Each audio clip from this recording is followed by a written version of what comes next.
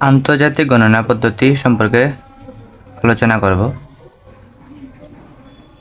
আমরা আগের লেসনে শিখেছিলাম দেশীয় সংখ্যারীতি। দেশীয় সংখ্যারীতি মানে এই নিয়ম শুধু আমাদের দেশেই প্রচলিত, আর আন্তর্জাতিকভাবে গণনা পদ্ধতি ভিন্ন। আন্তর্জাতিকভাবে তারা এভাবে গণনা করে: একক, দশক, শতক, এরপর আর হাজার, অযুত, লক্ষ এগুলো বলে না বলে এই 3 ঘরের বদলা তারা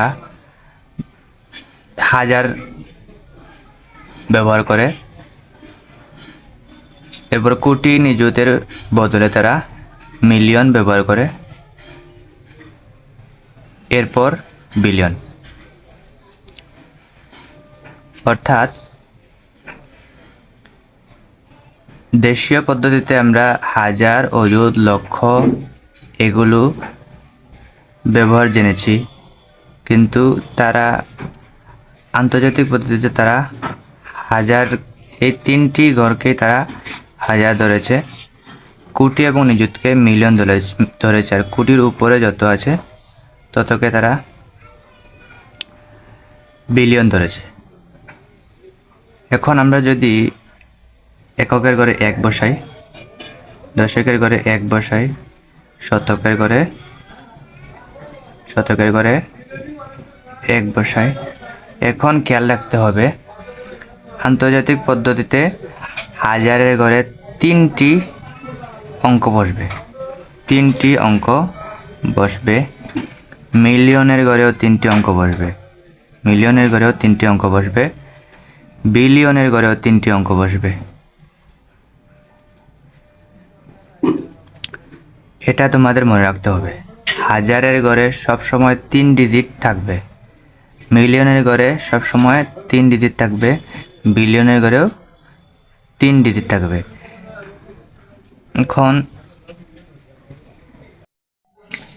3 ডিজিট যদি দেওয়া নাও থাকে তাহলে তুমি 3 ডিজিট বানিয়ে লিখতে হবে, অর্থাৎ 3টি ডিজিট থাকতেই হবে, মাস্ট। একটি উদাহরণ দিলে তোমরা বুঝতে পারবে।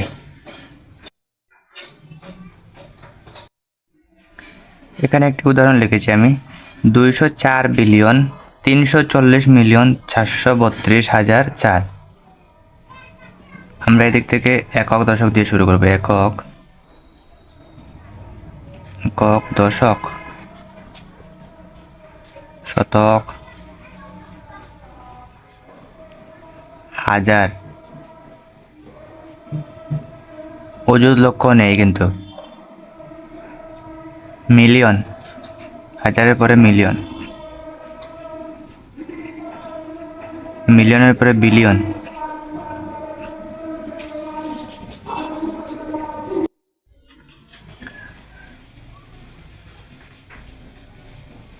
$204 বিলিয়ন, 204 বিলিয়ন।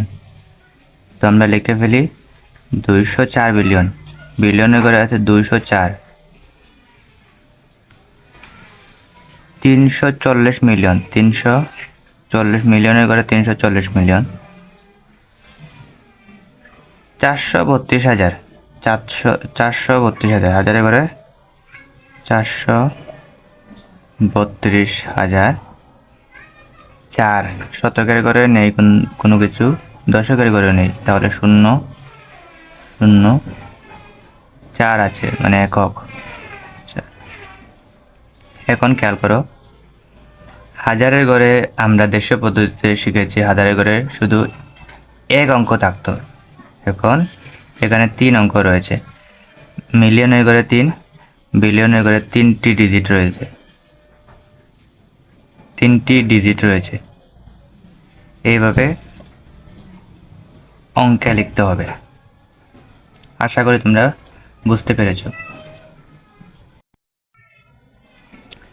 এখন এখানে যদি 432,000 না থেকে শুধু 32 থাকতো, তাহলে কিন্তু এখানে 32 লিখলে হতো না। আমরা আগেই বলেছিলাম যে হাজারের ঘরে 3 ডিজিট থাকবে, শুধু 32 লিখলে হবে না, 32ও লিখতে হবে আর 3 ডিজিট বানাতে হবে, অর্থাৎ এর সামনে একটি শূন্য দিতে হবে, তবেই হবে হাজার, হাজার। আবার এখানে যদি 340 মিলিয়ন না দিয়ে শুধু 40 মিলিয়ন দিত, তাহলে কিন্তু শুধু 40 লিখলে হতো না। 40 লিখে তার আগে শূন্য একটি দিয়ে 3 ডিজিট বানিয়ে 3 ঘর বানিয়ে মিলিয়নের ঘর পূরণ করতে হতো। আশা করি বুঝতে পেরেছ।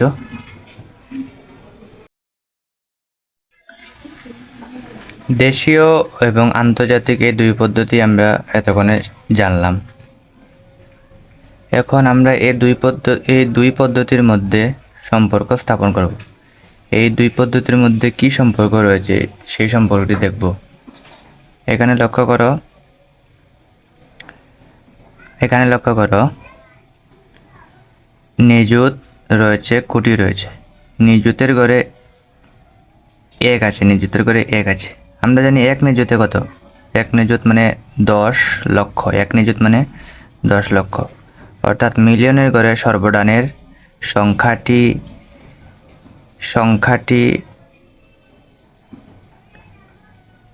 1 থাকলে তাহলে আমরা বলবো 10 লক্ষ। 1 থাকলে আমরা বলবো 10 লক্ষ। বিলিয়নের ঘরে সর্বডানে সংখ্যাটি এখানে 1। বিলিয়ন এটা কত নম্বর ঘরে আছে? কোটির পরে এটা হলো 10 কোটি, এটা হলো 100 কোটি, 100 কোটির ঘরে আছে। সর্বডানের সংখ্যাটি 100 কোটি প্রকাশ করে। তো আমরা এভাবে লিখলে হবে 1 মিলিয়ন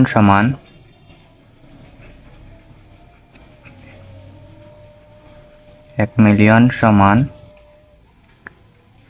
10 লক্ষ। এগুলো তোমরা জানো নিশ্চয়ই।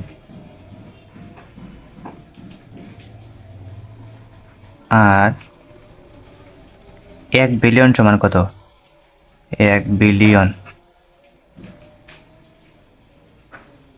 সমান 100 কোটি।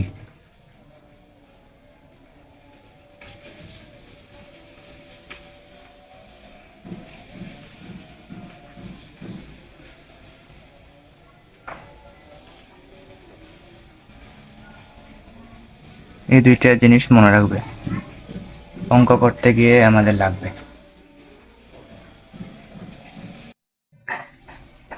উদাহরণ 6,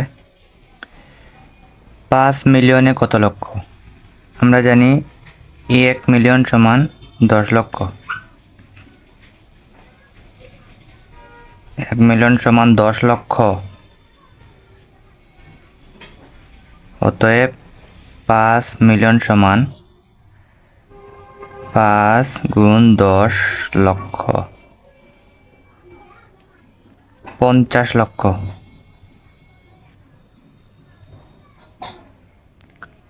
খ নম্বর প্রশ্ন, 500 কোটিতে কত বিলিয়ন? আমরা জানি 100 কোটিতে 100 কোটি সমান 1 বিলিয়ন।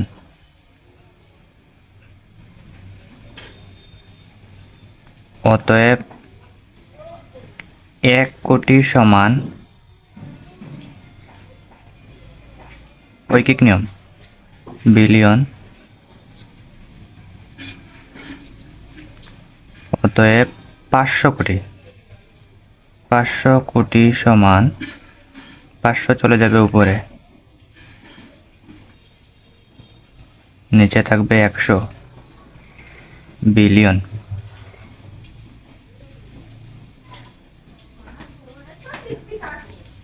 একশো দিয়ে 500 কাটা যায়, 5 থাকে, উত্তর 5 বিলিয়ন।